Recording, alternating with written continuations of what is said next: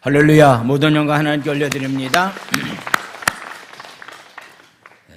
은혜 받을 하나님 말씀은 디모데전서 1장 1절에서부터 11절까지 말씀입니다.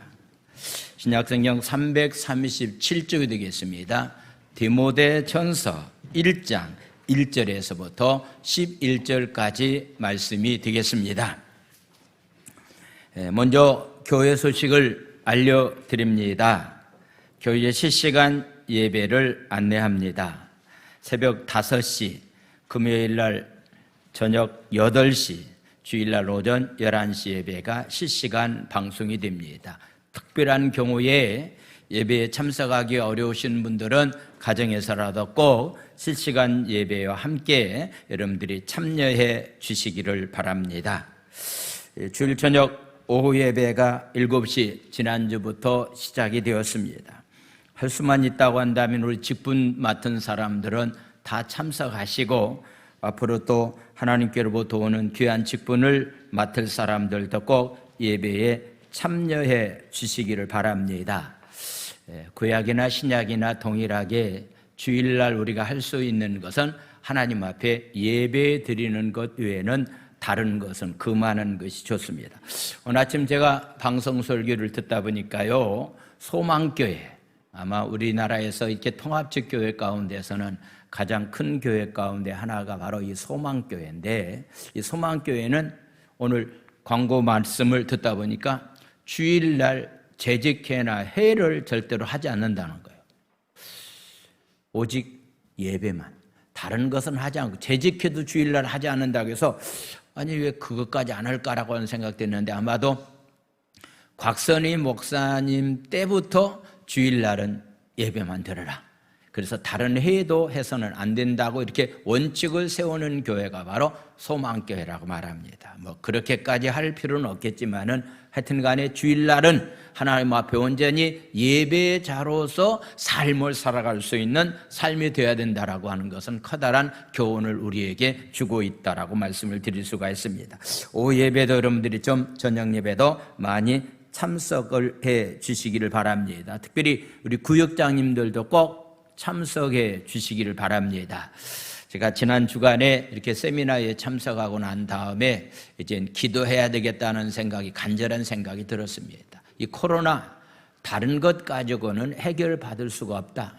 하나님 앞에 먼저 우리 목회자들이, 중직자들이 회개하면서 기도해서 하나님의 손에서 이 코로나가 물러가야 되지, 인간적인 어떤 것 가지고는 코로나 문제가 해결 받을 수가 없다라고 하는 것을 생각해서 먼저 우리 교육자들이 기도하고 우리 구역장들이나 우리 직분 맡은 사람들이 공적인 예배 때마다 참석해서 기도하시고, 오늘 오후 예배, 저녁 예배도 꼭 참석해서, 수요일 예배도 꼭 참석해서 우리 구역장님들이 먼저 기도했으면 좋겠습니다. 명절 지나고 난 다음에 저희 교육자들부터, 지방의 교육자들부터 먼저 기도하려고 제가 지금 계획 중에 있습니다. 그래서 11시에 화요일 날 모여서 우리가 1시간이나 1시간 반 정도 이렇게 기도하려고 하고 있는데, 기도밖에는 없다라고 생각이 되어집니다. 함께 여러분들이 참여할 수 있도록 그리해 주시기 바랍니다. 사순절 기간을 앞두고 50일 동안 특별 새벽 예배를 드리면서 또 기도해야 되겠다라고 하는 그런 프로그램도 가지고 있습니다. 참고해 주시기를 바랍니다. 연말 정산에 필요한 헌금 납입증명서가 필요하신 분들은 사무실에 비치된 신청서를 여러분들이 작성을 해 주시기를 바랍니다. 사무실 입구에 뭐 특별한 변경은 없지만은 구역 조직표를 이렇게 게시해 놨습니다. 혹시 오자 탈자가 있는지 여러분들이 한번 참고해 주시기를 바랍니다. 하나님의 말씀은 디모데전서 1장 1절에서부터 11절까지 말씀을 보겠습니다. 1장 1절에서 11절까지 말씀, 제가 한 절 읽고 여러분들이 한 절 큰 소리로 서로 교도합니다. 우리 구주 하나님과 우리의 소망이신 그리스도 예수의 명령을 따라 그리스도 예수의 사도된 바울은 믿음 안에서 참 아들된 디모데에게 편지하노니, 하나님 아버지와 그리스도 예수 우리 주께로부터 은혜와 긍휼과 평강이 내게 있을지어다. 내가 마게도냐로 갈 때에 너를 권하여 에베소에 머물러 하는 것은 어떤 사람들을 명하여 다른 교훈을 가르치지 말며 신하와 족보에 끝없이 몰두하지 말게 하려 함이라. 이런 것은 믿음 안에 있는 하나님의 경륜을 이름보다 도리어 변론을 내는 것이라. 이 교훈의 목적은 청결한 마음과 선한 양심과 거짓이 없는 믿음에서 나오는 사랑이거늘 사람들이 이에서 벗어나 헛된 말에 빠져 율법의 선생이 되려 하나 자기가 말하는 것이나 자기가 확종하는 것도 깨닫지 못하는도다. 그러나 율법은 사람이 그것을 적법하게 쓰면 선한 것임을 우리는 아노라. 알 것은 이것이니 율법은 옳은 사람을 위하여 쓰는 것이 아니요 오직 불법한 자와 복종하지 않은 자와 경건하지 아니한 자와 죄인과 거룩하지 아니한 자와 망령된 자와 아버지를 죽이는 자와 어머니를 죽이는 자와 살인하는 자며 음행하는 자와 남색하는 자와 인신매매하는 자와 거짓말하는 자와 거짓 맹세를 하는 자와 기타 바른 교훈을 거스리는 자를 위함이니 다 같이 이 교훈은 내게 맡기신 바 복되신 하나님의 영광의 복음을 따름이니라. 아멘. 이는 살아계신 하나님의 말씀입니다. 아멘. 합심 기도합니다. 우리의 건강에 위협이 되는 이때를 우리 영혼을 고치시고 돌보시는 하나님의 섬세한 역사하심을 경험하게 하소서. 속히 환난의 때가 지나갈 수 있도록 역사해 주시며 한국교회가 당하고 있는 시련 속에서 한국교회가 정결해지고 성숙하게 하소서. 하나님이 보호하심을 체험하는 대한민국이 되게 하시고 전염병 치료를 위해 헌신하는 모든 의료진들과 자원봉사자들을 축복하소서. 아멘. 할렐루야. 오늘부터 몇 주간에 거쳐서 디모데전서 후서에 나와 있는 말씀을 드리겠습니다. 디모데전서 후서에 나와 있는 디도서에 나와 있는 그런 말씀을 가르쳐서 우리는 목회 서신이라고 말합니다. 바울은 사랑하는 아들 디모데에게 내가 앞으로 젊은 사역자로서 목회하는데 이렇게 목회해야 된다라고 하는 그런 말씀을 사역을 가르쳐주고 있는 그런 말씀이 바로 디모데전서 후서에 나와 있는 말씀입니다. 2022년도에 하나님께서 각자 여러분들에게 귀한 사명을 이미 주셨고 그동안에도 귀한 사명을 위해서 열심히 다름질치면서 여기까지 왔습니다. 다시 한번 하나님께서 올해 우리에게 주어진 귀한 사명들을 우리가 어떻게 잘 감당할 수 있을 것인가 라고 하는 것에 관한 그런 말씀을 드리면서 오늘은 복음의 분명한 목적이 뭔가, 이 복음의 목적을 이루어가는 사역자로서 우리가 어떻게 일할 수 있을 것인가 라고 하는 것에 관한 그런 말씀을 나누겠습니다. 교회는 복음의 열매를 풍성히 맺음으로 인해서 거짓 복음의 공격을 방어하는 가운데서 삶을 살아가는 삶이 되어야 됩니다. 산상보훈의 결론적인 말씀 가운데 하나 5장에서부터 7장 쪽의 마지막 부분에 나와 있는 말씀 보면은 거짓 선지자를 너희들은 분별할 줄 알아야 됩니다. 참과 거짓을 분별할 줄 알아야 된다. 참과 거짓을 무엇 가지고 분별할 수 있느냐고 묻는다고 한다면은 열매를 보면은 그 나무를 알 수가 있다. 열매를 보면은 그 나무를 알 수 있다. 역시 마태복음 5장에 나와 있는 산상보훈의 말씀과 같은 말씀이 누가복음 6장에 나와 있는 평지에서 주님의 말씀을 전했기 때문에 평지 복음이라고 말하고 있는데 평지 복음에서도 강조하고 있는 결론적인 말씀은 바로 우리의 삶 가운데 말씀에 실천이 있어야 된다. 마태복음에서는 순종의 삶을 살아가야 된다. 말씀 앞에서. 누가복음에서는 말씀 가운데서 우리의 삶이 실천이 있는 열매 맺는 자로서의 삶을 살아가는 삶이 되어야 된다라고서 말씀합니다. 사실이 아닌 거짓 뉴스들이 판을 치는 삶을 오늘날 우리가 삶을 살아가고 있습니다. 요즘 여야 대통령 후보들에 대한 가짜 뉴스가 너무 많이 나돌고 있기 때문에 정신을 우리가 바짝 차려야만이 진짜인지 가짜인지를 확실하게 구분할 수가 있다라고 하는 얘기입니다. 이 사람 말을 들어보면은 이 사람 말이 맞은 것 같고, 저 사람 말을, 상대방의 말을 들어보면은 상대방의 말이 맞는 것처럼 느낄 수밖에 없는 그런 상황 가운데 거짓 것들이, 가짜 뉴스들이 판을 치고 있는 시대에 우리가 삶을 살아가고 있기 때문에 우리가 정신을 바짝 차려서 정말로 하나님이 원하는 지도자는 과연 어떤 사람이 되어야 될 것인가라고 하는 것을 기도하면서 내년에 우리가 대통령을 뽑아야 되리라고 생각을 해보게 됩니다. 사단은 초대교회 때부터 지금까지 거짓 복음으로 교회를 공격을 합니다. 그러므로 거짓 복음으로 교회를 공격하고 있기 때문에 거짓 복음이 무엇인가라고 하는 것을 먼저 하나님의 백성들이, 직분자들이 분별할 줄 알아야 됩니다.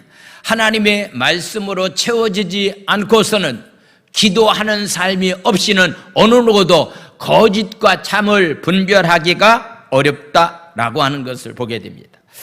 제가 아는 저희 교단 부흥강사 목사님, 저에게 와서도 부흥회를 인도하셨는데 연말에 서로 이렇게 인사하는 그런 시간 가운데서 전화가 왔는데, 그 목사님, 저희 교회는 연말에 신천지 때문에 굉장히 힘들었습니다. 신천지가 한바탕 이렇게 교회를 쓸고 나갔습니다. 굉장히 힘들고 어려웠습니다라고 하는 그런 얘기를 들었습니다. 그 목사님은 아주 설교를 굉장히 잘하고 말씀을 굉장히 많이 연구한 목사님인데요, 어떻게 이런 교회에 신천지가 들어와서 교회를 힘들게 했을까라고 하는 것도 생각해 보면서, 우리가 깨어있지 않는다고 한다면, 하나님의 말씀으로 무장되어 있지 않는다고 한다면 항상 잘못된 교리에 빠져서 우리를 유혹하는 손길이 많이 있다라고 하는 것을 기억하면서 삶을 살아가는 삶이 필요합니다. 바울은 사랑하는 아들 디모데에게 편지를 보내면서 사역자들이 이런 마음을 가지고 사역해야 된다. 2022년도에 하나님께서 귀한 사명을 우리에게 주셨는데요, 어떤 마음을 가지고서 우리가 사역하느냐라고 하는 것은 굉장히 중요하다라고 하는 것을 말씀하고 있습니다. 그러면서 젊은 사역자인 디모데에게 먼저 이렇게 에베소 교회와 디모데에게 얘기하고 있는데, 하나님께서 디모데라고 하는 젊은 사역자를 하나님께서에게 일할 수 있는 그런 사역을 하나님이 맡겼다.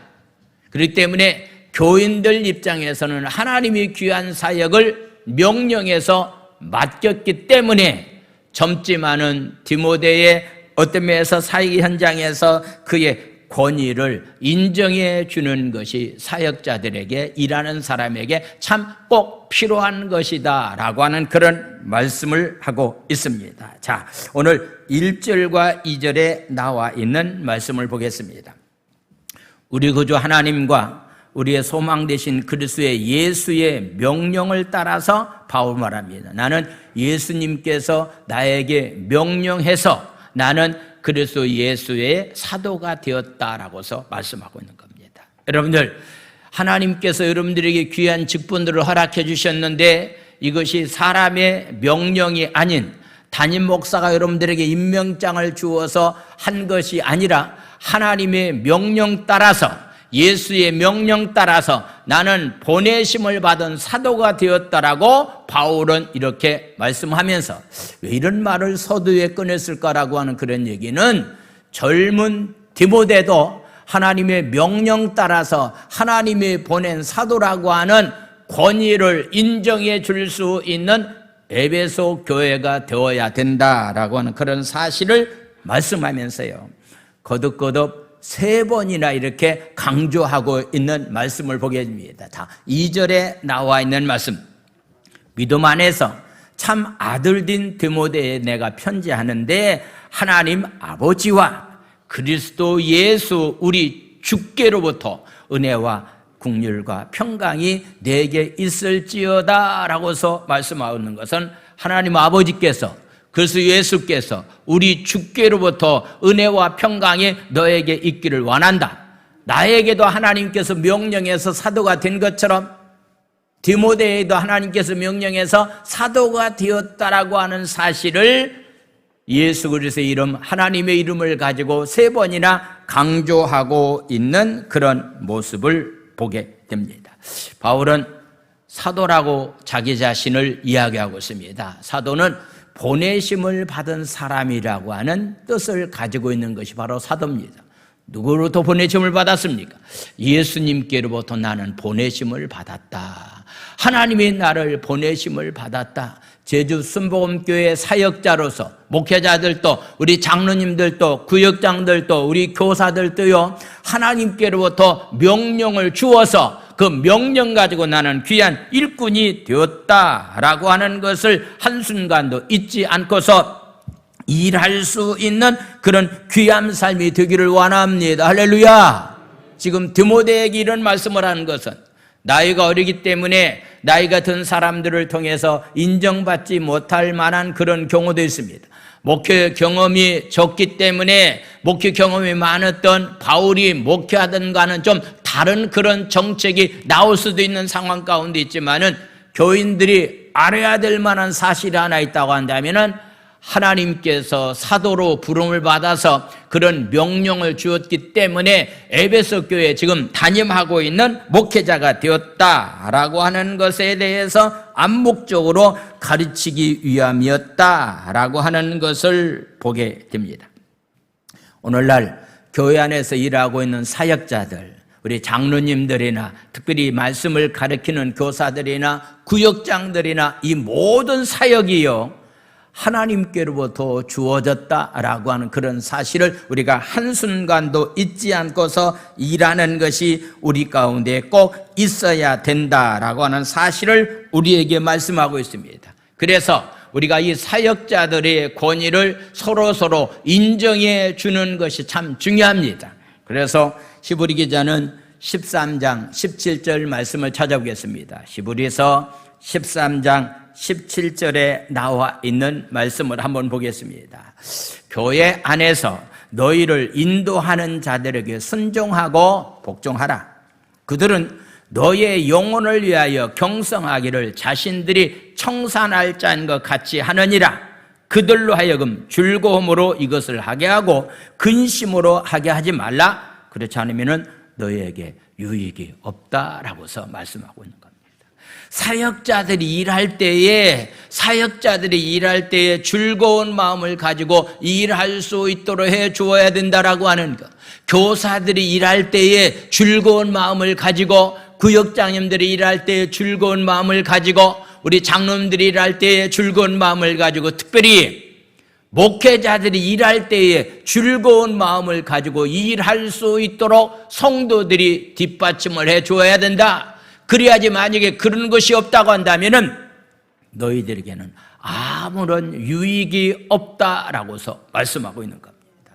오늘 이 귀한 말씀 가운데서 특별히 바울은 디모데의 권위를 인정해 주어야 된다고 에베소 교회를 향해서 말씀하시는 것처럼 오늘날 교회 안에서 하나님께서 각자에게 주어진 귀한 직분들이 있는데 서로의 귀한 직분을 인정해 주면서, 권위를 인정해 주면서 일할 수 있는 자로서의 삶을 살아가는 사람들이 다 되어야 될 줄로 믿습니다.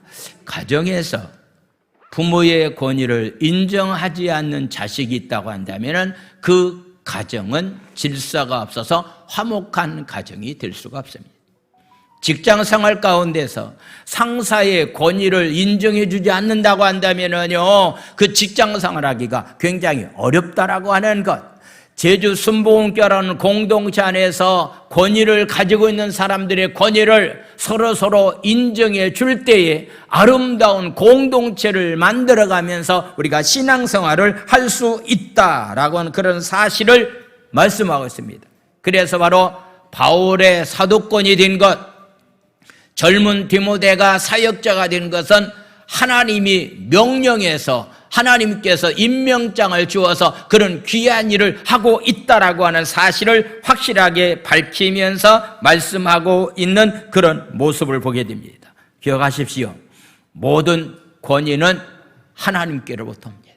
그렇기 때문에 부모의 권위를 세워주는 가정이 되어야 됩니다. 남편의 권위를 세워주는 가정이 되어야 됩니다. 직장에서 윗사람의 권위를 세워주는 가정이 되어야 됩니다. 만약에 인정하지 못한다고 한다면요, 요즘 뭐 통계가 굉장히 많이 나오는데 대통령에 출마한 두 사람이요, 여야 대표에 해당되는 사람들이 비호감도가 60% 이상이 거의 다 됩니다. 비호감도, 호감을 줄 수 없는 사람들이기 때문에 대통령이 정말로 돼도 굉장히 큰 문제가 된다라고 하는 것을 많은 사람들이 지금 이야기하고 있는 그런 모습을 보게 됩니다. 적어도 대통령이라고 한다면 국민으로부터 인정받을 수 있는 그런 대통령이 되어야 되지, 그런 권위를 가지고서 대통령이 되어야 될 텐데 비호감도가 60%가 된다고 한다면요, 이거 참 걱정 중에 하나가 아닌가라고 하는 것을 생각해 보게 됩니다. 제주 순복음교회는 서로 사역자들에 대해서 여러분들이 호감을 갖고 그 사람들이 권위를 인정해 주면서 아름다운 관계를 유지하면서 함께 일할 수 있는 저와 여러분들의 삶이 다 되기를 원합니다. 할렐루야. 그래서 먼저 사역하고 있는 디모데에게 내가 사역자가 된 것은 하나님의 명령 안에서 사역자가 되었다. 그러니 내가 이 사역을 하는 일에 대해서 구체적으로 너는 어떻게 사역해야 될 것인가라고 하는 그런 얘기는 오직 복음만을 가르쳐라. 다른 거 가르치지 말고 세상적인 지식은 세상에서 배울 수도 있습니다. 교회 안에서 배워야 될 만한 것이 있다고 한다면, 가르쳐야 될 만한 것이 있다고 한다면 오직 십자가의 복음만을 가르치는 그런 삶을 바울은 디모데에게 그렇게 삶을 살 것을 말씀하고 있습니다. 그래서 디모데는 이런 사명이 있다라고 하는 것을 바울은 디모데에게 말하고 있는데 3절과 4절에 나와 있는 말씀 보겠습니다. 3절 4절. 내가 마게도냐로 갈 때에, 마게도냐는 지금의 그리스 지역에 있는 한 도시입니다. 너를 권하여 에베소에 머물게 한 것은 어떤 사람들을 명하여 다른 교훈을 가르치지 말라. 특별히 바울이 개척한 에베소 교회를 사임을 하고 잠시 그리스 쪽에 건너가서 이렇게 전도 선교 활동을 할 때에 잠시 에베소 교회를 담임하고 있는 사람이 디모데인데, 너는 사역할 때에 다른 것을 가르치는 일을 절대로 해서는 안 된다라고서 말씀하고 있는 겁니다. 왜냐하면 그 당시에 교회 안에서 이런 것을 가르치고 이것 때문에 변론을 하는 사람들이 굉장히 많이 있었다. 어떤 일이었는가라고 하는 것에 대해서 3절 4절 말씀을 다시 한번 보겠습니다. 3절 말씀, 다른 교훈을 가르치지 말라. 4절 말씀 보겠습니다. 다른 교훈은 어떤 내용인가라고 하는, 신화와 끝없는 족부에 몰두하지 말라. 그 당시에 신화를 굉장히 좋아하는 사람들이 교회 안에 사역 가운데 그런 사람들이 굉장히 많이 있었습니다. 족보를 굉장히 좋아하는 사람들이 굉장히 교회 안에서도 많이 있었다라고 하는 그런 얘기입니다. 그리스라고 하는 나라, 헬라 문화권에 있었던 나라는요, 지금도요, 신화가 굉장히 많이 있는 그런 역사를 가지고 있는 민족인 것을 보게 됩니다. 하나님 위에 다른 것이 신이라고 생각하면서 그들이 섬기는 신들이 굉장히 많이 있었다라고 하는 것을 말하고 있습니다. 그들은 항상 자랑합니다. 우리 조상이 아브라함이다.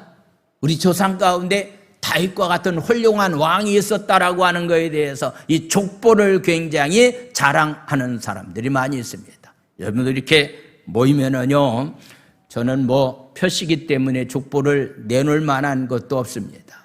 우리 조상이 특별하게 어떤 면에서 귀한 일을 한 적이 없기 때문에 저는 뭐 표시하면은 족보를 내세울 것이 없는데요. 제가 처음 장인어른을 만났을 때 장인어른이 저한테 이렇게 하더라고. 표시 집안에 족보가 있느냐? 족보가 없습니다. 우리는 안동 권씨, 안동 김씨 양반이다. 그래서 자기는 양반이고 나는 양반이 못 돼서 결혼을 해야 될까 말까라는 그런 생각도 한번 해봤는데요. 특별히 어른들은요, 이 족보를 굉장히 이렇게 중요시 여깁니다. 시브리인들도요, 우리 조상 가운데 아브라함이 있다라고 하는 것을 굉장히 자랑스럽게 여깁니다. 우리 조상 가운데 다윗과 같은 훌륭한 왕이 있다라고 하는 것을 굉장히 자랑하는데, 아마도 그 당시 에베소 교회에서도요, 끝없는 신화를 가지고서 이야기하는 사람들이 굉장히 많았습니다.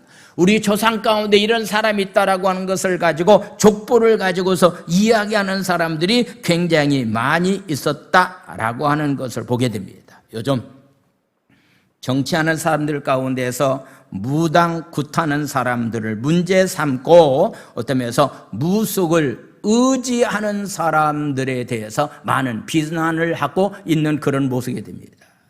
잘 모르겠지만은요, 정말로 정치하는 사람들이 무당을 찾아가고 무속을 의지하면서 그들이 말하는 대로 만약에 움직인다고 한다면은 그 사람 대통령 자격 없는 사람입니다. 적어도 우리는 그런 세속적인 것에 따라서 움직이는 가운데서 삶을 살아가는 사람이 되어서는 아니 된다라고 하는 그런 얘기입니다. 어떤 사람은 제가 이렇게 유튜브에 들어가서 들어봤는데요, 우리가 표현하기도 어려울 정도로의 심한 욕설을 퍼붓는 사람도 있는데, 제가 보기에는 그런 사람도 대통령 되기는 합당치 못한 자가 아닌가라고 하는 것도 생각을 해보게 됩니다. 생각지 않았던 무속 신앙 때문에 지금 많은 문제가 되어져 가고 있는 그런 모습을 보게 되는데, 역시 초대교회 당시 에베소 교회도 끝없는 신화와 족보만 가지고서 그것을 자랑 삼아서 여기는 사람들이 있기 때문에 이런 것들을 너는 경계해야 된다, 이런 것들을 너희는 조심해야 된다라고서 말씀하고 있습니다. 오늘날도요, 이 땅에 있는 모든 것들이 다 신이다, 이 범신론을 굉장히 강조하는 사람이 있습니다. 이 땅에 있는 모든 종교가 똑같아, 그래서 결국은 바로 높은 곳에 나가면 다 만나게 될 것이다 라고서 그렇게 얘기하면서 종교 다원화를 주장하는 사람들이 굉장히 많이 있습니다. 세계적인 그런 기관도 있습니다. WCC라고 하는 기관이 바로 그런 기관입니다. 그런데 우리 교단은 복음 아니면은, 예수님 아니면은 구원받을 길이 없다라고 하는 것을 확실하게 말씀을 하고 있는데, 저와 여러분들이 가져야 될 만한 신앙 가운데 하나는 예수 아니면은, 복음 아니면은 구원받을 길이 없다라고 하는 사실을 확실히 믿는 믿음을 가지고서 삶을 살아갈 수 있는 그런 귀한 삶들이 다 되기를 예수님의 이름으로 축원을 드립니다. 오순절 마가의 다락방에서 성령 충만함 받았던 베드로가 나가서 말씀을 전하게 됩니다. 그 말씀의 내용 가운데서 사도행전 4장 12절에 나와 있는 말씀을 보면은 어떤 말씀을 외쳤는가? 다른 이로서는 구원을 받을 수가 없다. 천하 사람 중에 구원을 받을 만한 다른 이름을 우리에게 주신 일이 없음이라 하였다라고 하는 그런 얘기는, 예수의 이름이 아니고서는, 복음이 아니고서는 구원받을 길이 전혀 없다라고 해서 이렇게 확실하게 선언하고 있는 그런 모습을 보게 됩니다. 오늘날 저와 여러분들에게도요, 예수님이 아니면은, 복음이 아니면은 절대로 다른 곳에서는 구원받을 수가 없다라고 하는 확실한 진리를 가지고서 삶을 살아가는 삶이 되어야 됩니다. 왜냐고 묻는다고 한다면은, 잘못된 거짓 가르침 가운데서 만약에 삶을 살아가면은 그 결국은 어떤 결과를 가져오느냐? 그 결국에 대해서 4절은 이렇게 말씀합니다. 4절에 나와 있는 말씀을 보겠습니다. 신하와 끝없는 족부에 몰두하지 말게 하려 합니다.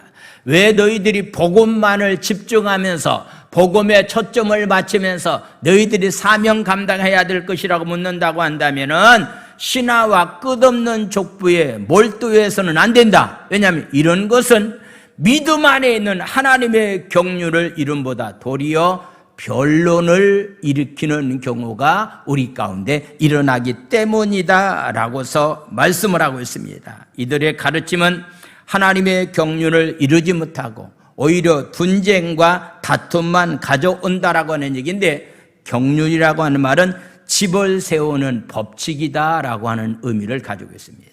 하나님의 계획과 뜻을 가리켜서 우리는 하나님의 경륜이라고 말하고 있습니다.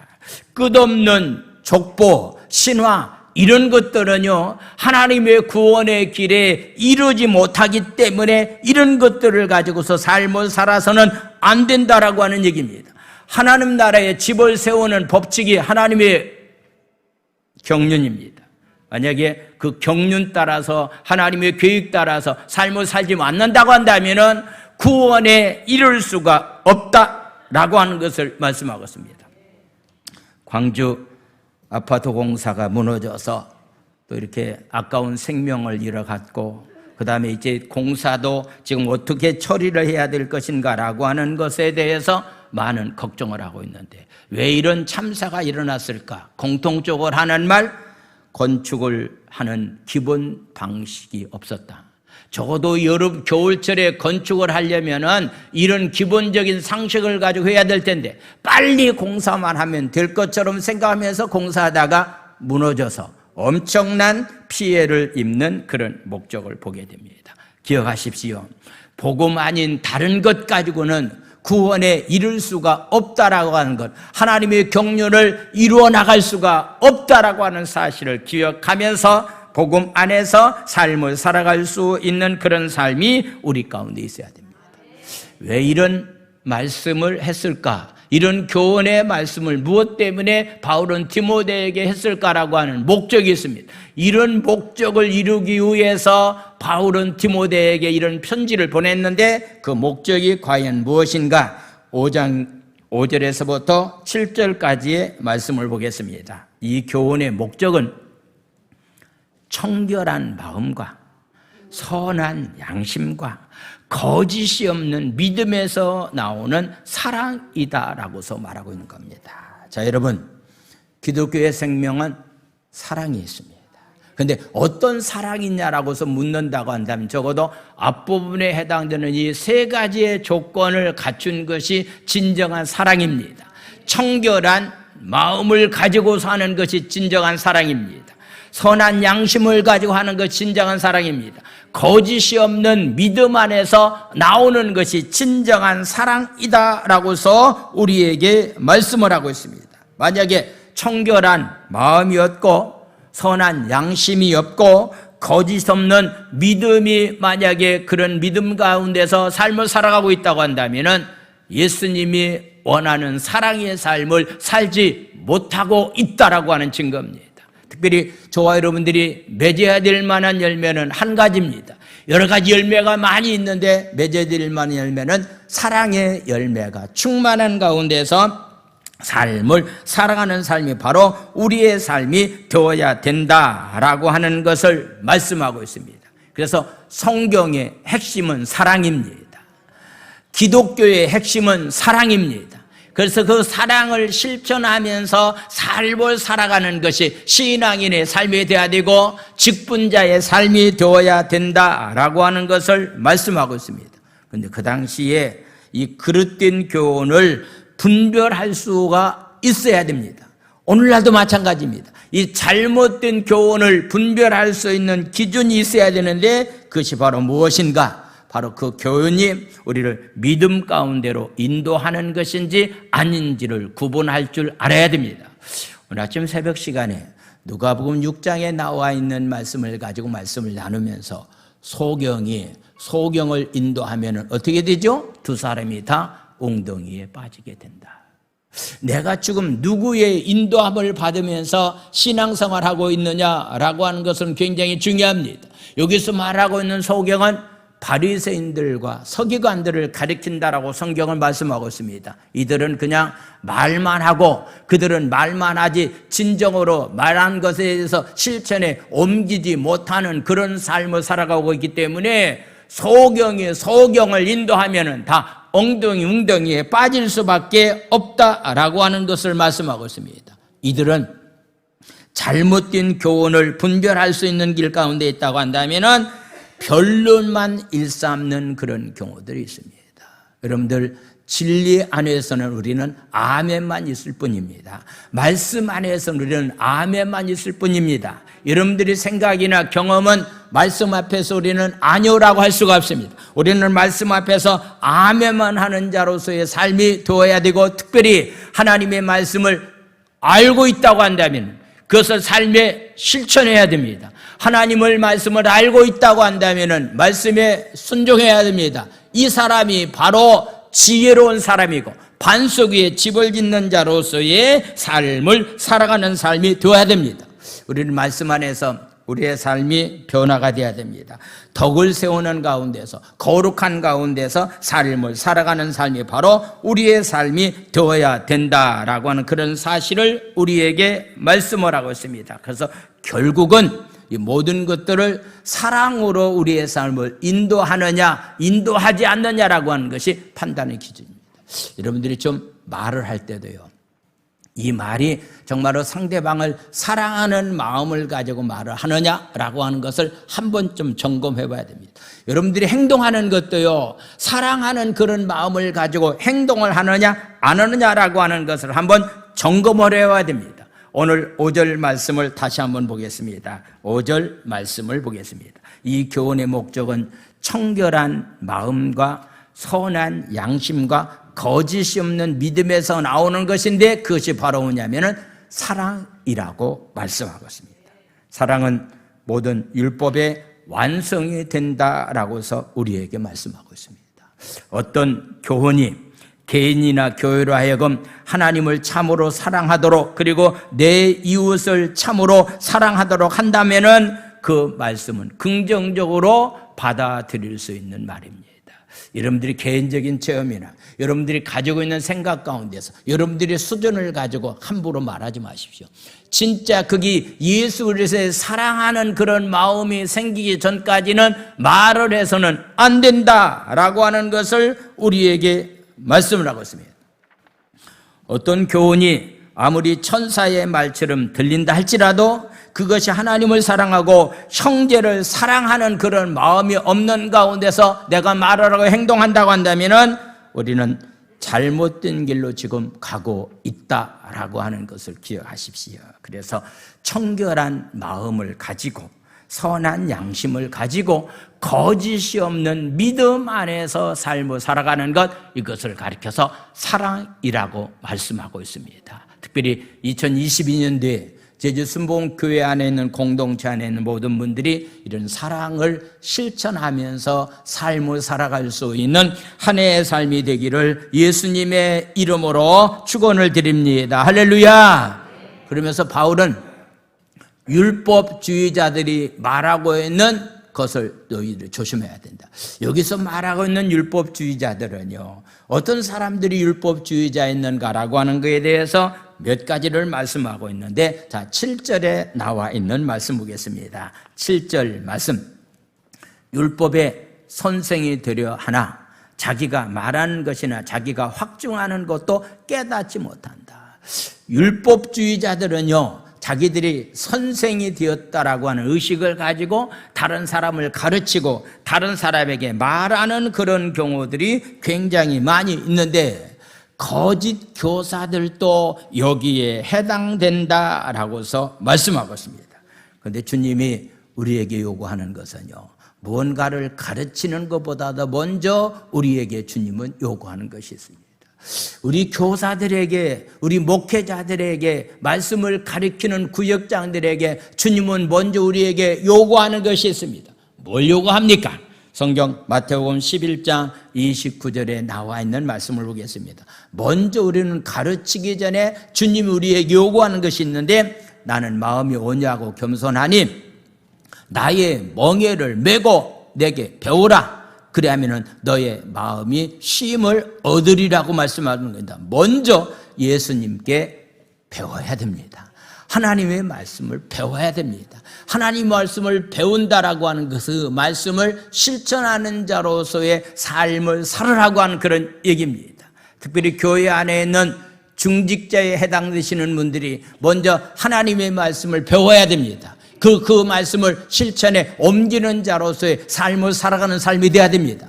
온전한 주일 성수하면서 자녀들에게 주일 성수하라고 말씀하십시오. 온전한 11조 생활하면서 자녀들에게 온전한 11조 생활을 하라고 말하십시오. 다른 사람에게 11조를 강조하고 주일을 성수하라고 하는 것을 강조한다면은 내가 먼저 그렇게 실천하고 난 다음에 가르치는 것이 우리 가운데 있어야 된다라고 하는 그런 얘기입니다.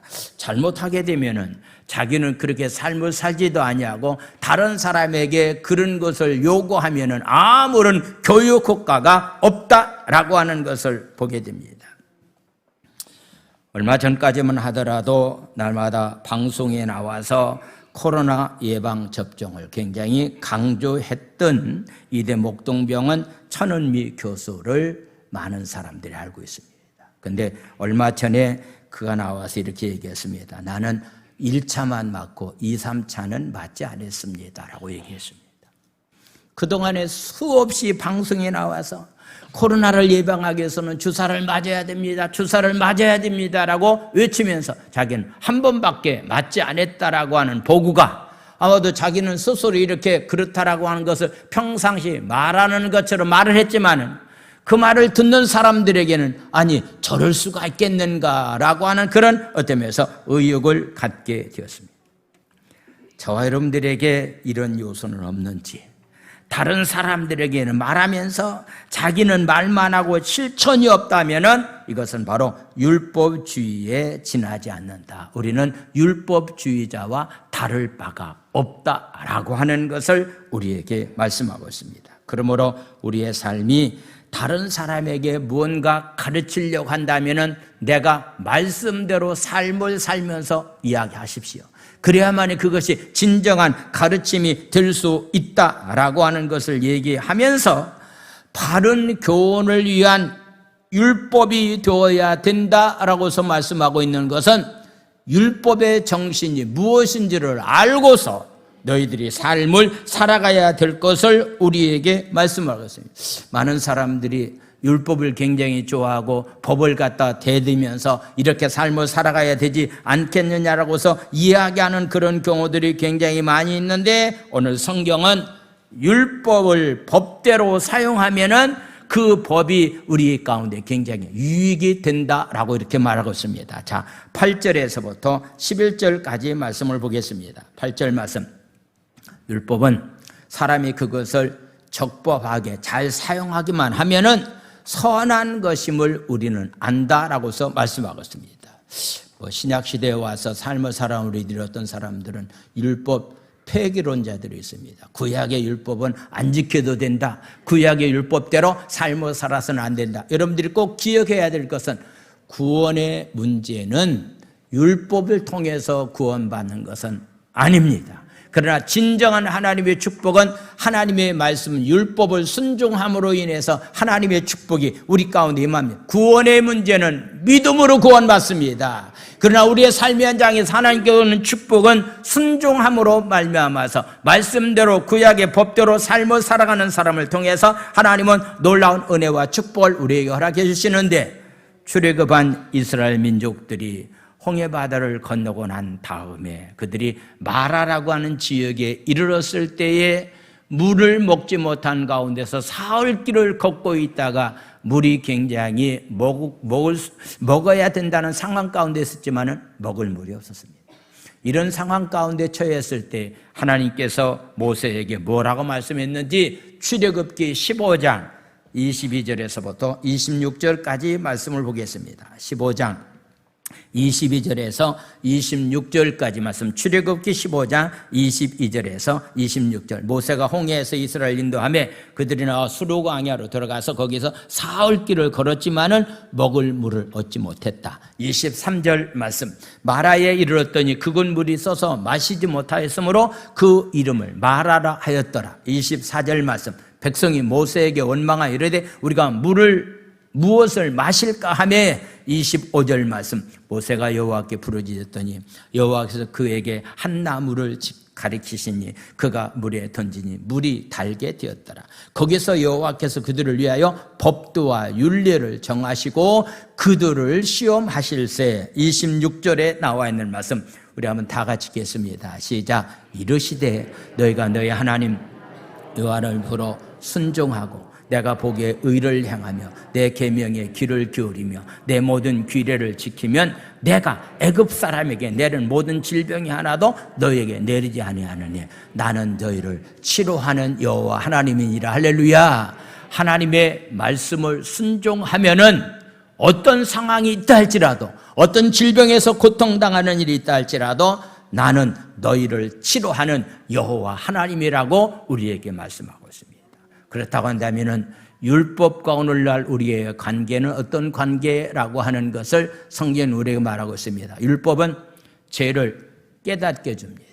옳고 그른 것을 분별하는 것이 율법입니다. 그런데 율법 자체는 죄의 문제를 해결하지 못합니다. 그래서 죄를 깨닫게 해줄 뿐입니다. 그리고서 깨닫는 죄를 해결한 받기 위해서 예수님께로 우리의 삶을 인도해 주는 것이 율법이 가지고 있는 기능입니다. 이처럼 율법은 놀라운 기능을 가지고 있는데 바울은 지금 디모데에게 지금 강조하고 있는 그런 말씀은 그 당시에 율법주의자들은 꼭 율법을 행해야만이 구원받는다라고 얘기하는 사람이 있기 때문에 그것은 아니다라고 얘기하면서 내가 가지고 있는 복음이 이런 복음이기 때문에 너도 이 복음 안에서 삶을 살 것을 말씀하고 있는데 11절에 나와 있는 말씀입니다. 11절 우리 한번 다 같이 읽겠습니다. 11절 이 교훈은 내게 맡기신 바 복되신 하나님의 영광의 복음을 따릅니다.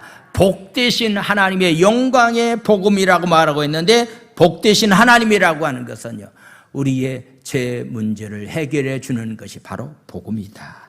영광의 복음이라고 하는 것은 바로 예수님의 십자가 때문에 우리가 죄 용서함 받았다라고 하는 것이 무엇보다도 기쁜 소식이다. 그렇기 때문에 이 기쁜 소식을 가진 자로서 구원함을 받은 자로서 이제부터 내가 사역 현장에서 외쳐야 될 만한 말씀이 있다고 한다면 복음만 외치는 자가 되어야 된다. 할렐루야.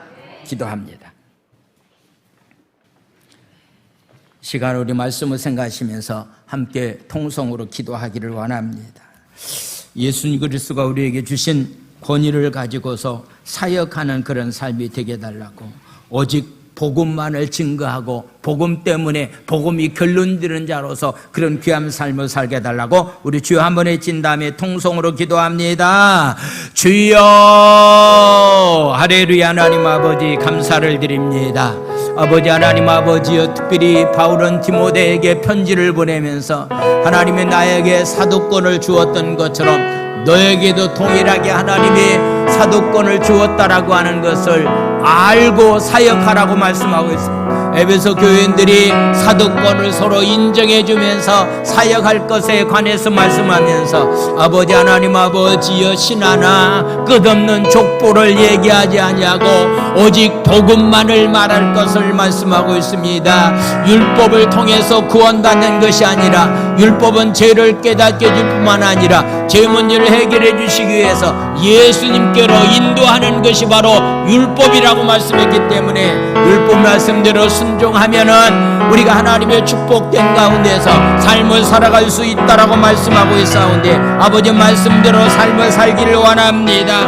우리에게 하나님 복되신 하나님 제 용서를 받는 축복을 우리에게 주시고 영광의 복음을 우리에게 주셨사온데 이 복음을 알지 못하는 사람들에게 알리는 사역자로서 하나님 삶을 살아갈 수 있는 하나님 귀한 삶들이 다 될 수 있도록 주님이 축복하여 주시옵소서. 할렐루야. 하나님 아버지를 찬양합니다. 축복하여 주시옵소서. 박수 치면서 찬양합니다. 나 이제 주님의 새 생명 얻은 몸 옛 것은 지나고 새 사람이로다. 그 생명 내 맘에 강같이 흐르고 그 사랑 내게서 해같이 빛난다. 영생을 누리려 주 안에 살리라. 오늘도 내일도 주 함께 살리라. 주 안에 감추인 새 생명 얻으니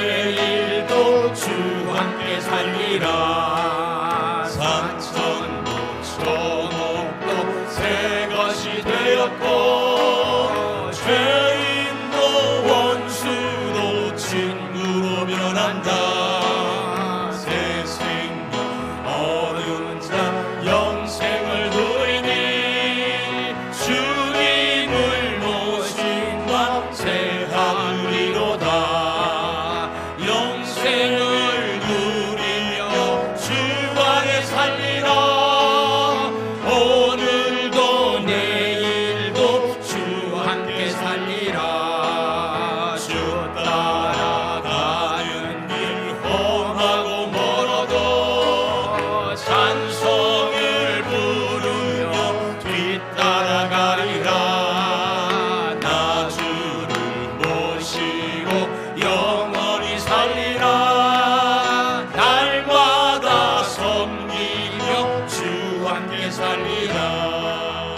영생을 누리며 주 안에 살리라. 오늘도 내일도 주 함께 살리라. 하나님 아버지 감사를 드립니다. 오늘도 귀한 말씀을 통해서 하나님께서 바울에게, 하나님께서 디모데에게 귀한 사명을 주셨는데 하나님의 명령이라고 말씀하고 있습니다. 우리 각자에게 하나님 아버지요 귀한 사명들을 허락해 주셨는데 이 사명을 주신 분이 바로 하나님이고 우리는 그 밑에서 일하는 종과 청직이라고 하는 사실을 한순간도 잊지 아니하고 명령권자의 권위를 내세우고 서로서로의 권위를 인정하면서 귀한 사역을 잘 감당하는 자들이 되기 원합니다.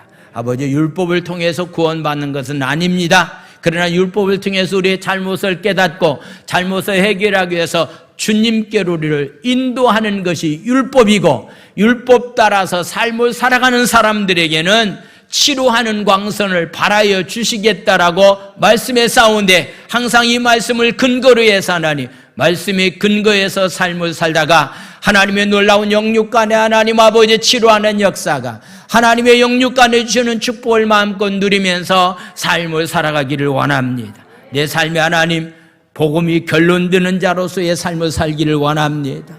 사랑이 결론되는 자로서 하나님 아름다운 삶을 살아가는 우리 재직들이, 아버지 하나님 귀한 사역자들이 다 될 수 있도록 축복해 주시옵소서. 오늘도 하나님 주님 앞에 마음을 드리고 시간을 드리고 귀한 예물을 주님 앞에 드려오니 주여 축복하여 주시고, 코로나 때문에 하나님 아버지 주님 전을 찾지 못하는 자들 하나님의 은혜가 있는 장소에 임하기를 원합니다. 코로나를 물리쳐 주시옵시고 예배가 회복되는 귀한 삶들이 먼저 이루어질 수 있도록 주님이 축복하여 주시옵소서. 오늘 시간 드리고 마음을 드리고 정성껏 예물 들으니 축복해 주시고, 육체의 약한 가운데서 고통당하는 사람들 십자가의 보혈에 피해 이름으로 명하노니 모든 질병은 묶임을 걷다 나갈지어다. 예수의 이름으로 명하노니 질병은 떠나갈지어다. 예수의 이름으로 명하니 질병은 떠나갈지어다. 여호와 라파 치료하여 주시옵소서. 예수님의 이름으로 감사하며 축복 기도 드려옵나이다. 아멘. 자리에 일어나셔서 우리 주기도 문성 드린 다음에 축도로 예배를 마치겠습니다.